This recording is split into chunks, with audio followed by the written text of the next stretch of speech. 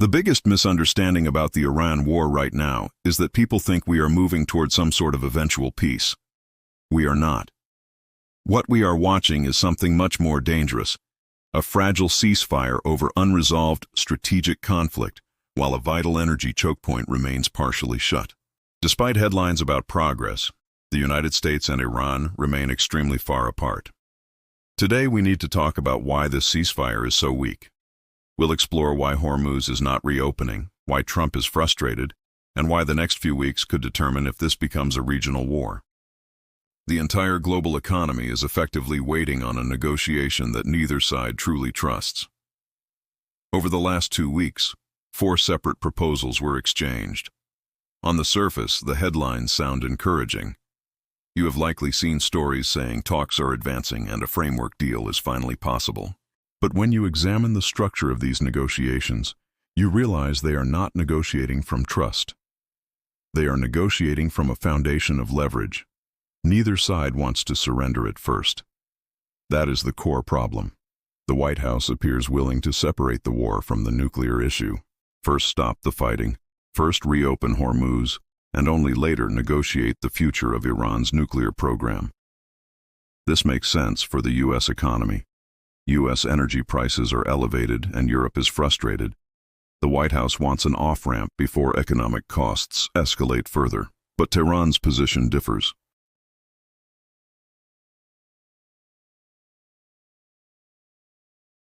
Despite optimistic reporting, the chances of a full agreement are low.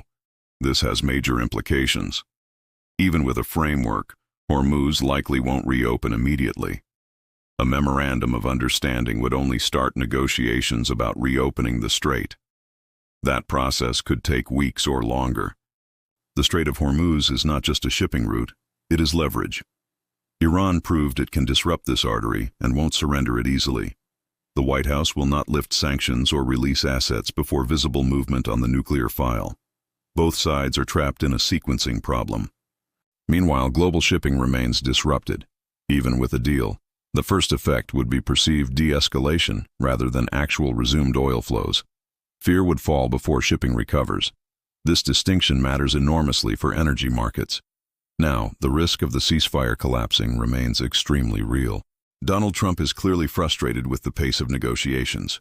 You can see it in the aggressive rhetoric coming from the White House. The U.S. military still has substantial assets in the region. If Washington wanted to resume strikes, it could do so with very little warning.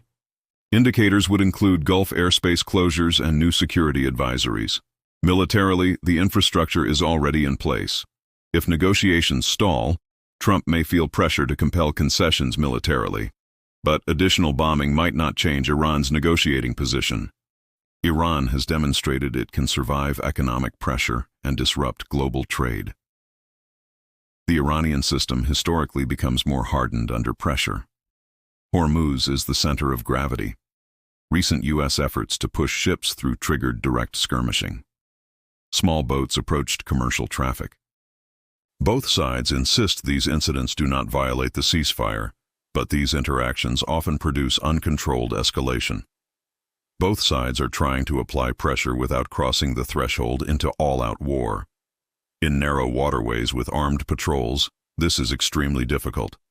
One mistake or one miscalculation, and the ceasefire is gone. Meanwhile, Iran's oil resilience has been underestimated. The assumption that a naval blockade would cripple Iran has not happened. Tehran still has meaningful onshore and floating storage capacity. Strategically, Iran moved crude toward China before the blockade tightened, converting oil into revenue and positioning cargoes outside vulnerable zones. The blockade functions more like a bottleneck than a shutdown. This changes strategic incentives, as Tehran believes it can muddle through for months. The White House faces pressure from Europe, Asia, and Gulf states for stability. Russia and China, however, see different opportunities in the instability. The world is moving toward a prolonged gray zone confrontation rather than full peace or full war. This means intermittent skirmishing, fragile diplomacy, and periodic escalation scares.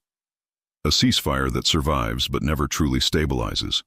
For markets, this creates a persistent risk premium in oil, LNG, and shipping. Underlying strategic conflicts remain completely unresolved. The nuclear issue, sanctions, and U.S.-Iran relations are all intact beneath the surface calm. The coming weeks are absolutely critical. If talks collapse, the risk of rapid escalation rises. Controlling escalation in Hormuz is extraordinarily difficult once it begins. The global economy is waiting for two governments that distrust each other to negotiate away built-up leverage. Historically, that is not a stable process.